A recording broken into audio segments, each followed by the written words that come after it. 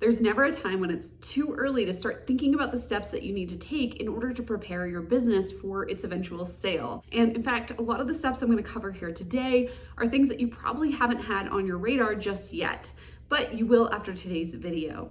Hi, welcome back. I'm Christina Scalera, and we're once again filming in a hotel because I am actually in the process of buying a second home here in Colorado, and I'm in a hotel again, so we get this quality of video. I hope it's okay. And if you think it's decent or you like the content that I'm about to talk about, make sure you're subscribed so that you don't miss out on anything like this in the future. It always is a big help to me and this channel if you just remember to hit that like button, maybe leave a comment below, and I make sure that I respond to every single comment that I get, so you will get a personal response from me. If you are new to this channel, typically I am talking about how to sell more digital products passively through your online shop. But as you saw in my latest video, I sold my shop, which is an asset in and of itself. And that's what I want to help show you in today's video, how to treat your shop not just as a passive income generating machine for you, but also it can be a big one-time cash payout when you decide to sell it as a business asset. Now, if you're anything like me, wherever you're at in business, you probably haven't even thought much about selling your shop or anything other than the things in your shop. And I'm here to tell you that there's so many assets that your business has that are for sale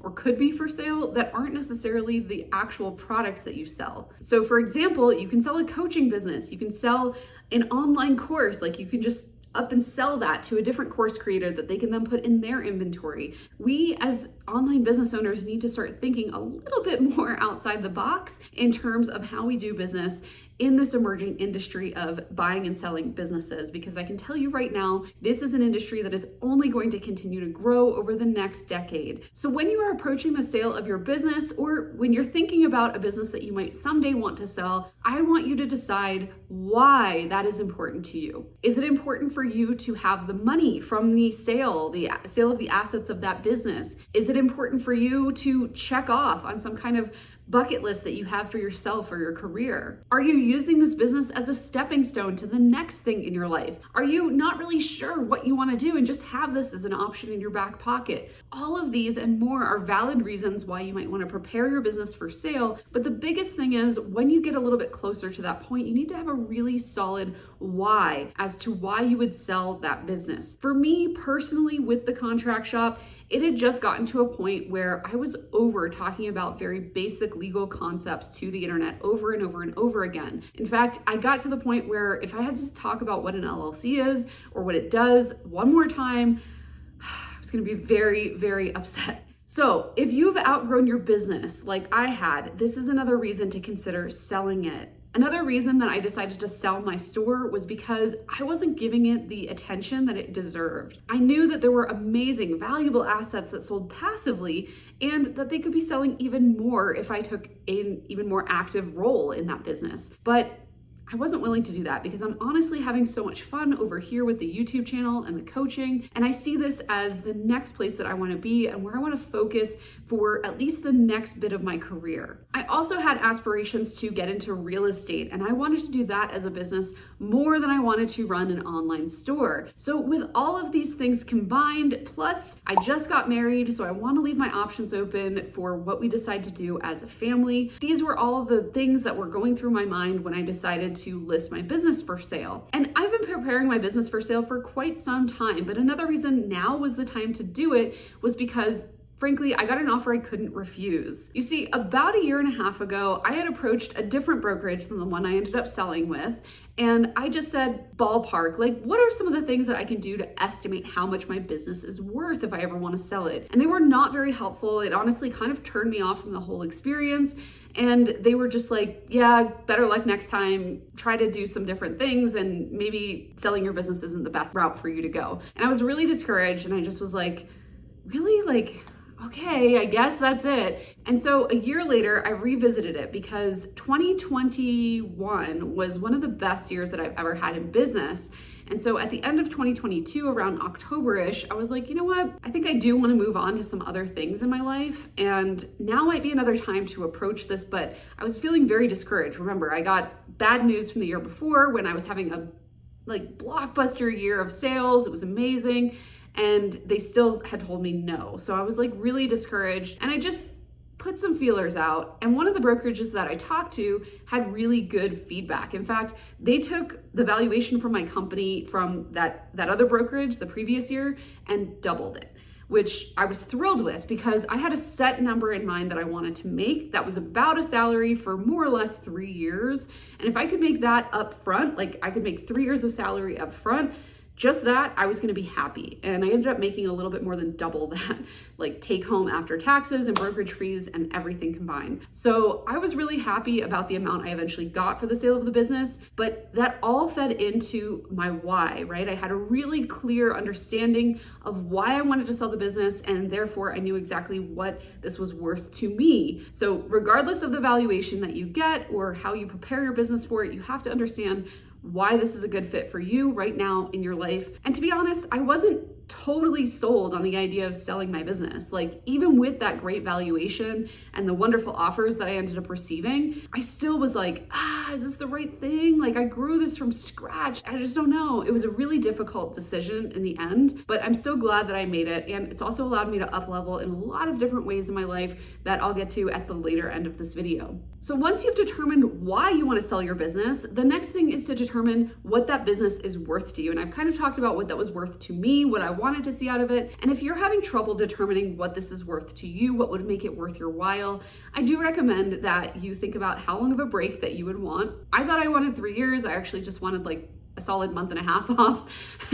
Just turns out that you can recoup and rest and recover in about a month and a half. You don't need a whole 3 years. Once you've determined why you're interested in selling your business and what this will be worth to you, then you need to determine what the actual price should be on the market. And for me, I didn't have to do any of the heavy lifting with this because I actually worked with a brokerage who did all of this for me. They were able to look at all of my tax records, all of my P&Ls, which are my profit and loss statements. Basically, they looked at a lot of different records, which felt a little bit invasive, I'm not gonna lie. And I had no idea what they would come back to me with, but I had this number in mind that I needed to meet. And again, when it was triple that number, or actually it was more than that because I took home triple the number I was looking for, that was when I was like, I'm gonna try it. And of course, within 20 days of putting my business on this marketplace with this brokerage, I had received 3 offers. One was like, one was really solid and I almost went with it. And then one was just like outstanding, above and beyond any of the others that had come in. So I knew that that was the one to go with because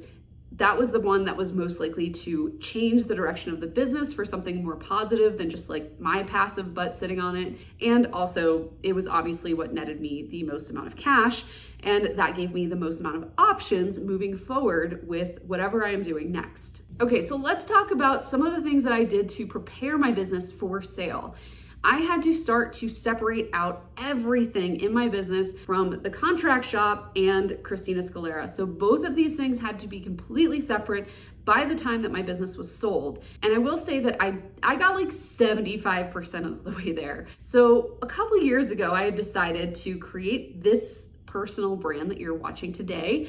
And it was really because the people that were interested in the legal content over at the contract shop probably weren't going to be interested in shop stuff and digital products and all the stuff I talk about here. And I was right in that hypothesis in that we could look at the back end, the numbers, and it proved that. And I'm really glad I separated it out back then with different YouTube platforms, different URLs, different domains, different funnels, different funnel software, right? I had separate accounts by the time I sold my business for almost everything, almost. There were a couple things that I forgot, pretty critical things like our email provider. So I use ActiveCampaign to send my newsletters out, which if you're not subscribed to, you're missing out big time because I take you even more in detail with these videos there on my newsletter. It's linked below if you want to sign up. And I had not separated out my TCS email from my CS email because it was cheaper to be on one account, like substantially cheaper. So I was like, I'll just do it later. I'll do it later. I'll do it later. Big mistake, because when it came time to separate those things out, I had to not just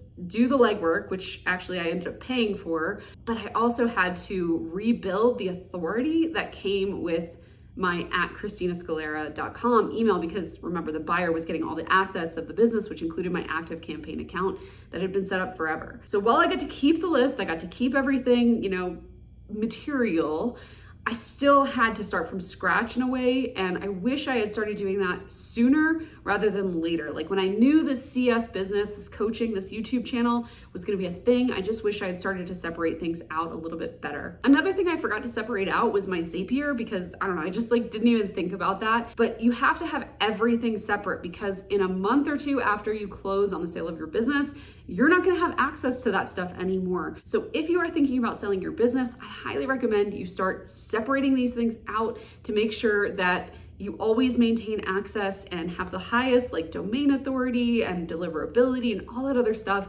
of all the accounts that you currently have. Either that, or keep the accounts you currently have and make new accounts for your business or whatever business asset you're thinking about separating out and selling. Another thing that is a really good one to separate out early on, especially if you are thinking about selling, is your accounting.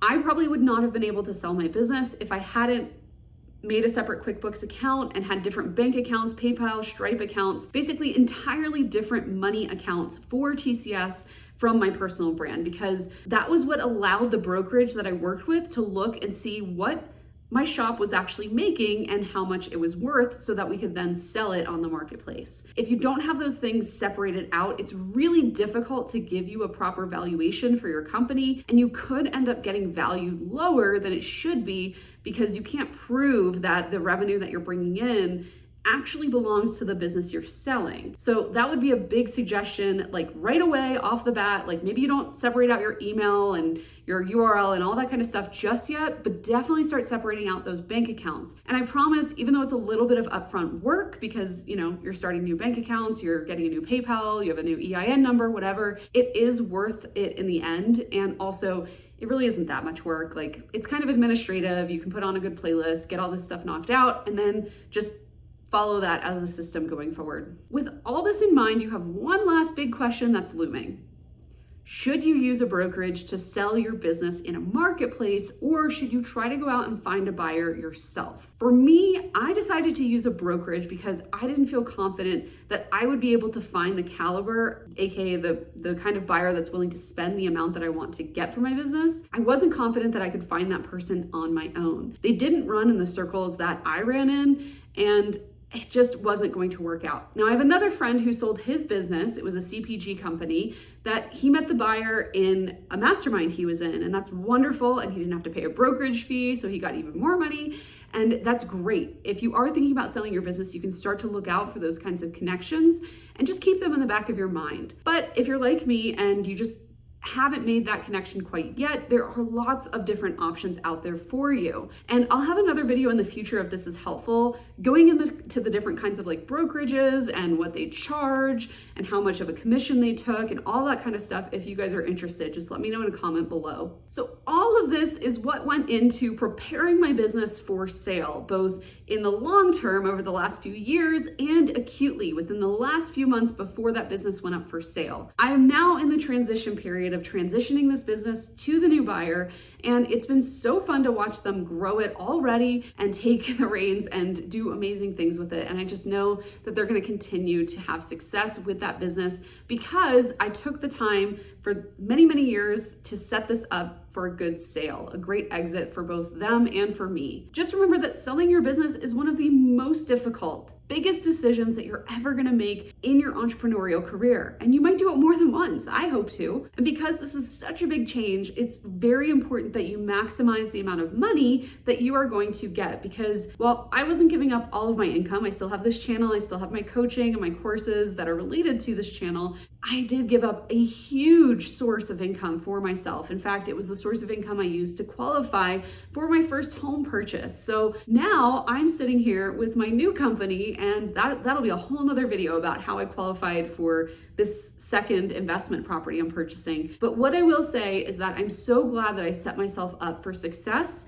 And there's a lot of other things that went into the sale of the business. including how I got the maximum price possible for the assets that I had available to sell. So if you want to know how to maximize the price of your business when you are selling it and how to find that wonderful buyer who's not just going to pay the price that you're looking for, but also do a great job taking that business over and running it, that's going to be in future videos. So you'll want to make sure that you're subscribed. Thank you so much for watching. And I'm really excited to start talking about truly passive income. That is the kind of income that you can get from the assets that you have not just available for sale in your shop, but also the assets that you can surround yourself with in your personal life, like your wealth makers, your index funds, your retirement accounts, your house or houses. These are all things that I hope to peel the curtain back on in future videos, as well as to keep up the great content about how to create and sell digital products, because I'm not going anywhere with my digital products. I still have lots of courses available for sale personally here